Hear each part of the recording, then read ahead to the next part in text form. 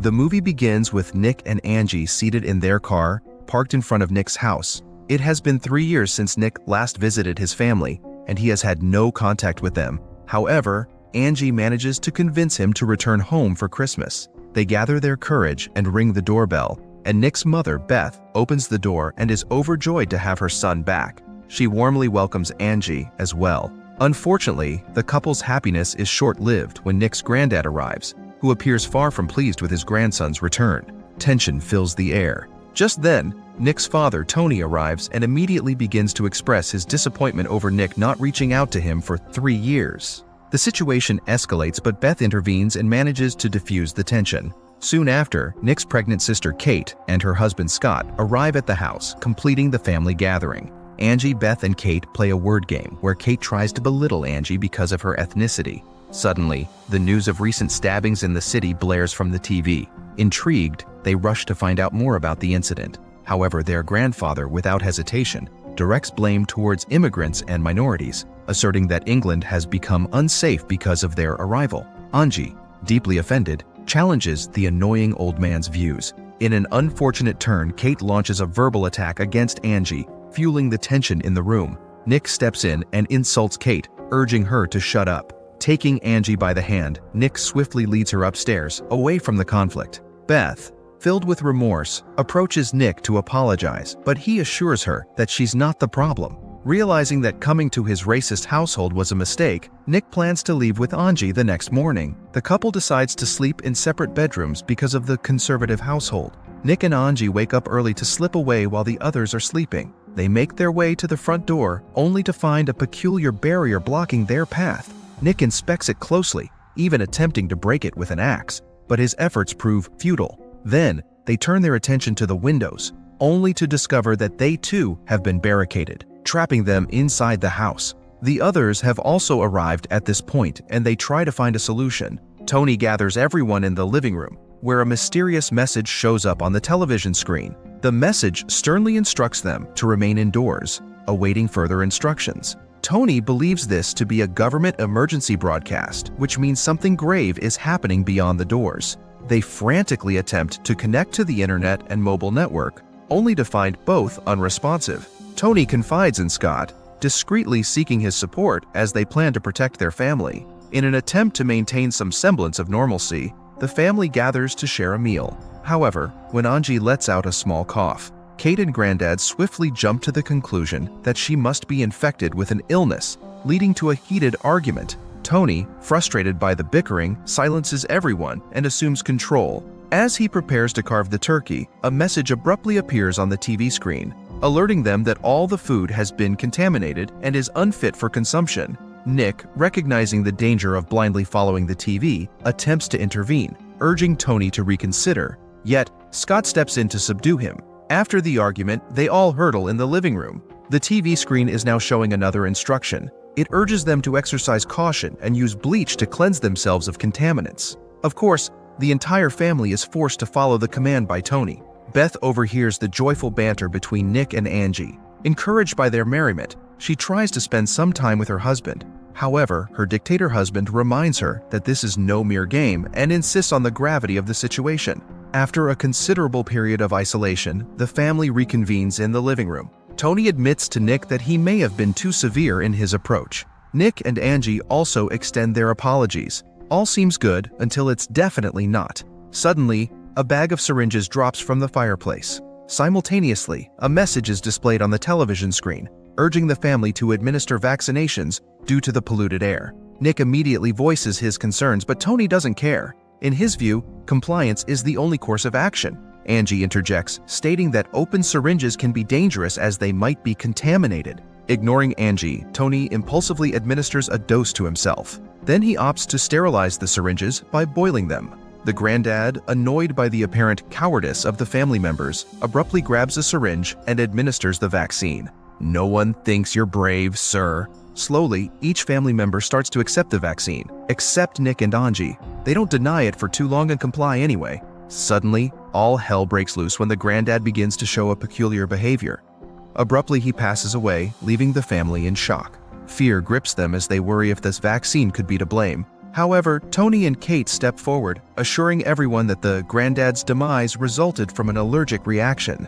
As the family tries to come to terms with this sudden loss, another message appears, demanding the return of the medical equipment. Tony takes charge and assigns Scott the task of returning the syringes. Scott retrieves the syringes and places them through a mysterious hole that materializes on a wall. In a moment of curiosity, Scott inserts his hand into the hole. To their horror, a message promptly appears on the television, warning them that the access slot has now become contaminated. Scott's luck runs dry as he loses 3 fingers in an instant. Fortunately, Angie, who's a doctor, skillfully sutures Scott's wounds. Meanwhile, Nick, exhausted by the distressing events, goes to sleep and drifts into a dream, but is quickly woken up by Tony. Descending the stairs, Nick sees the new message on the screen.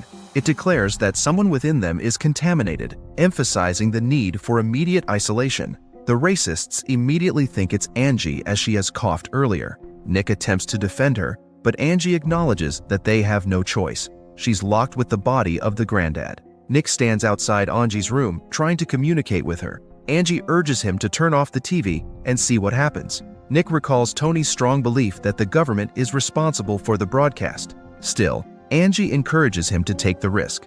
Nick decides to give it a try and heads downstairs, where he encounters Kate on her way to the bathroom. They engage in a brief chat, and Kate even allows Nick to feel her baby's movements. As she departs, Nick seizes the opportunity to switch off the TV. To his surprise, Kate shows up then and there. Her anger flares when she discovers the TV is off. She calls out to her dad, who promptly arrives and switches the TV back on. The screen displays an array of symbols before a red message warns them about the potential risks of interrupting the emergency signal. Kate launches an attack on Nick, making him defend himself.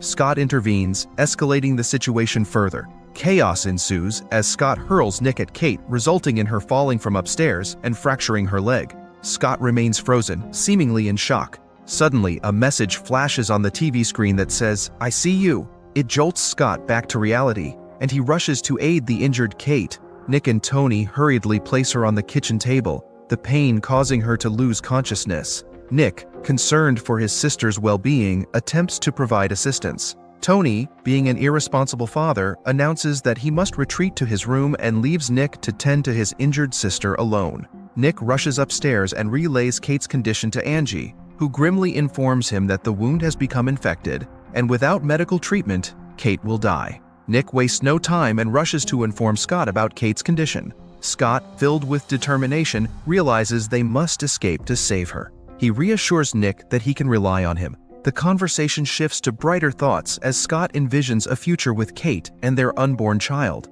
They excitedly discuss potential names, Louis for a boy or Ruby for a girl. Then, Nick heads to the bathroom to freshen up. Suddenly, his eyes fall upon a toilet pipe. Acting swiftly, he creates a hole in the wall and employs his phone on an improvised stick to catch a glimpse of the outside. Meanwhile, a loud noise startles Scott from his slumber, and he finds a warning flashing on the television screen, indicating an ongoing exfiltration. Tony appears, commanding Scott to accompany him. Fueled by resentment, Scott initially refuses, but Tony skillfully manipulates him, and Scott obviously complies. In the bathroom, Nick witnesses a peculiar sight. It seems a swarm of snake-like wires is attacking his device. Suddenly, Tony and Scott emerge, assaulting Nick and restraining him. Nick tries to make Tony watch the video, but he disregards his claim. He shatters Nick's phone and forces Scott to check the television for any messages. To their surprise, Scott discovers a directive demanding the extraction of information from the sleeper agent. Tony swiftly deciphers the hidden meaning, realizing what must be done. Without hesitation, he turns his sadistic attention to his own son, subjecting him to unimaginable torment. However, his act is interrupted by Beth's screams. Tony and Scott rush downstairs, only to find Kate's lifeless body. Tony, devoid of remorse, callously declares that casualties are an unfortunate reality of war. Beth, having had enough, lashes out and delivers a deserving slap across his face. Gathering herself, she swiftly proceeds to untie Nick, ensuring his safety. Then, overwhelmed by her grief, Beth locks herself in the bathroom. Subsequently, Angie finds a small television in her room, and to her surprise, the screen displays the eerie message, "I see you." Curiously, she opens the TV only to discover a black throbbing heart nestled within. Suddenly, a notification appears, alerting her that the security has been breached. Mysterious black smoke comes out from the pipes in the walls, and a piercing alarm jolts Nick awake. A message urges all survivors to return to ground level. Determined to save Angie, Nick and Scott spring into action, while Tony stands paralyzed. Scott scours the kitchen and finds the keys, passing them to Nick, who swiftly unlocks Angie's room. Tragically, their efforts come too late for Beth. Taking refuge in the living room, the remaining survivors barricade themselves inside. Angie tells Nick about the cryptic messages displayed on the TV.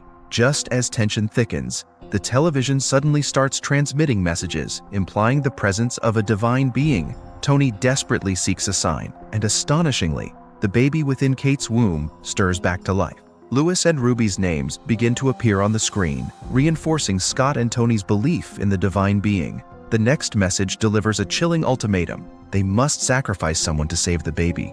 The group immediately decides that Angie shall be the sacrificial lamb. However, Angie tries to save her by stating that only she possesses the skills to perform a cesarean section. They force Angie to perform the surgery immediately. Tony, the arrogant oaf, viciously begins to attack Nick instead. Angie refuses to perform the surgery until Scott tries to save Nick. With no other option, he complies but is immediately killed by Tony. Nick retaliates against Tony, engaging in a grueling battle. After an exhausting struggle, Nick manages to overpower Tony with Angie's help. To finally kill him, he drops the television on him. As the TV crashes onto Tony, something peculiar happens. Cables start emerging, not only from the TV but also from the windows. To Nick's horror, the cables possess Tony, transforming him into a grotesque creature. The cable creature speaks through Tony, urging Nick and Angie to worship it. Surprisingly, Nick realizes that the creature doesn't intend to kill them. Instead, it reveals itself as a parasite, dependent on its existence to survive. Nick takes action. He destroys the creature hidden within the TV, causing it to explode. In an instant, the cable creature meets its demise, bringing relief to Nick and Angie. However, their relief is short-lived. To their utter shock, the supposedly defeated creature surges up again. It mercilessly kills Nick and Angie. Then the creature brings a small TV before the dead body of Kate. The cables melt Kate's flesh, reducing her to a mere skeleton. Amidst this horrifying sight, we catch a glimpse of the baby, seemingly unaffected by the chaos. Suddenly, the TV springs to life, displaying